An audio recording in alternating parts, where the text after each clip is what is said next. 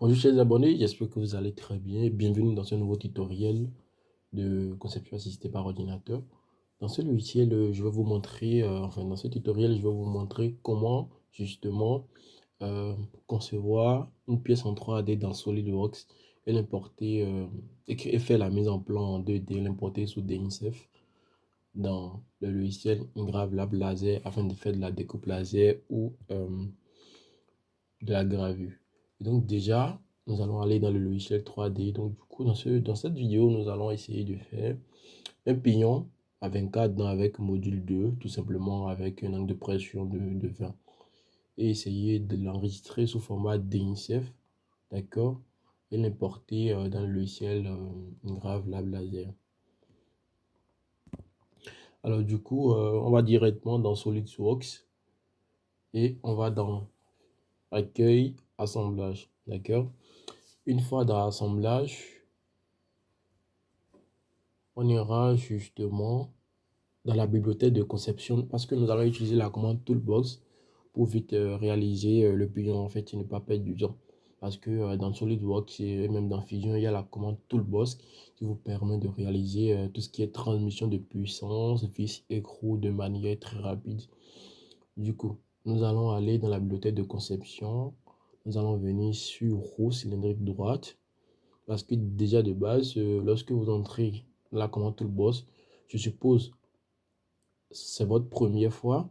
Du coup, lorsque vous entrez dans la bibliothèque de conversion, vous allez venir sur Toolbox, d'accord? Ça va vous demander d'activer votre Toolbox et vous allez activer tout simplement. Après cela, vous allez venir sur ISO parce qu'il y a plusieurs normes ici. Nous allons prendre la norme ISO, vous allez venir sur ISO justement. Et vous allez dérouler en bas et prendre la commande, le dossier de transmission de puissance.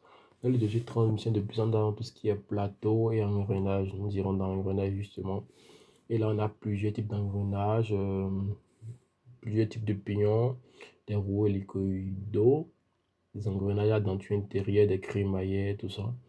Du coup, nous allons prendre la roue droite cylindrique, justement, que nous allons mettre dans notre espace de travail.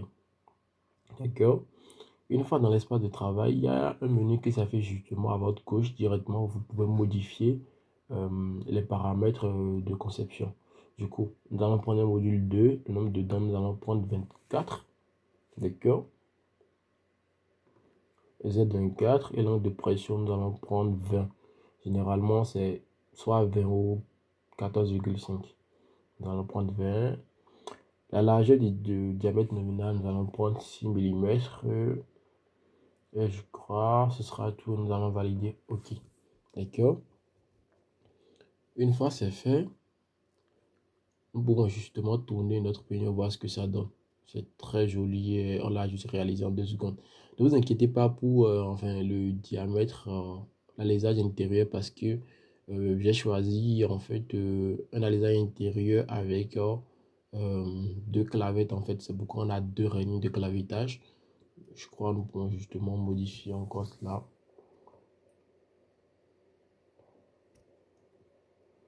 Nous pouvons modifier cela. Donc cliquer ici, je sais pas. Mais après, tout c'est pas grave, mais je vais vous montrer justement parce que vous pouvez être confronté à ça également.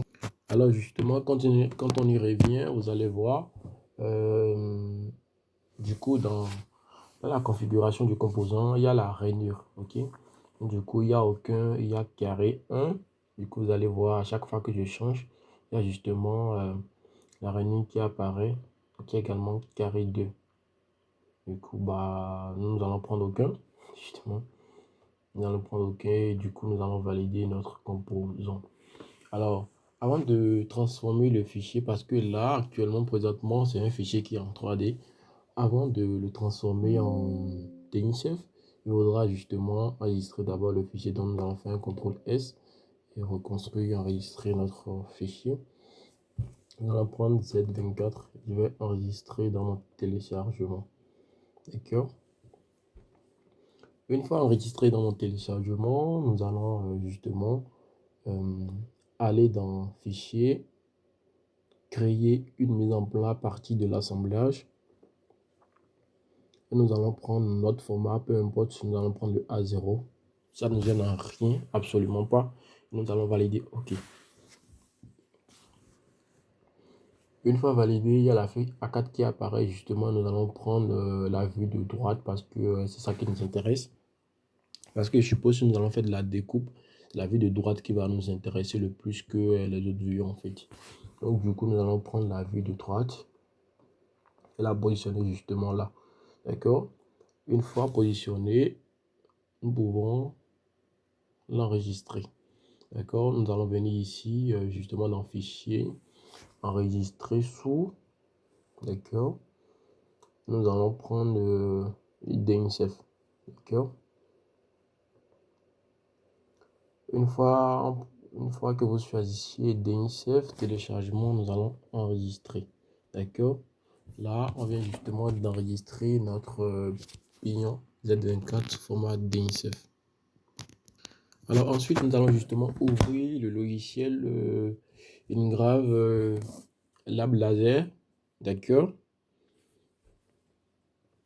Et nous allons venir dans Fichier, Importer. Et nous allons importer notre format DNCF Z24 dans le logiciel. C'est tout à fait simple et fluide. Mais quand même, si vous n'arrivez pas à le faire, vous pouvez justement me contacter. Alors, nous allons supprimer tout ce qui ne nous intéresse pas. Par exemple, ceci, ça ne nous intéresse pas. Donc, delete, nous allons supprimer ça. D'accord? Nous allons supprimer tout ça, tout ce qui ne nous intéresse pas. Nous allons virer ça justement. D'accord? Nous allons supprimer tout ça aussi.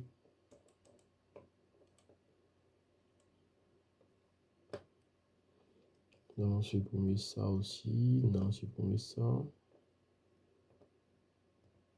Nous allons supprimer ça et ça aussi.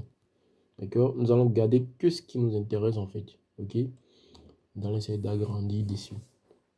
Alors, nous allons sélectionner notre pignon. L'intérieur sera justement vide. L'extérieur, nous allons prendre une couleur rouge. D'accord? Et nous allons afficher l'épaisseur du trait. Il suffit juste d'aller dans l'onglet qui est juste à gauche. Outils, épaisseur, ligne et remplissage. Nous allons prendre le premier qui est diamètre outil. Nous allons venir ici. Voilà. Faire affichage. C'est-à-dire faire afficher l'épaisseur de notre pignon. D'accord? Une fois cela fait, nous allons changer la couleur, par exemple, de l'alésage en vert. D'accord?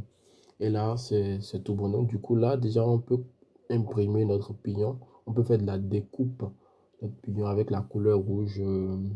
Pour de la découpe, la couleur verte également. D'accord? Donc, si nous essayons de faire un CTRL-P, on fait le CTRL-P pour imprimer, configuration. Configuration. Je viens justement de me rendre compte parce que CTRL-P, je viens de me rendre compte que je n'ai pas encore installé l'imprimante sur le logiciel en fait. Donc du coup, je ne pourrais pas réaliser l'impression, mais je promets de le faire dans une autre vidéo justement parce que déjà, il fait 8 minutes. Cette vidéo, c'est un peu long quand même. Donc du coup, j'espère que vous avez pu réaliser ça chez vous et que cela a été vraiment facile pour vous. Si cela vous intéresse, n'hésitez pas à liker, à vous abonner et puis à la prochaine pour de nouvelles vidéos. Ciao.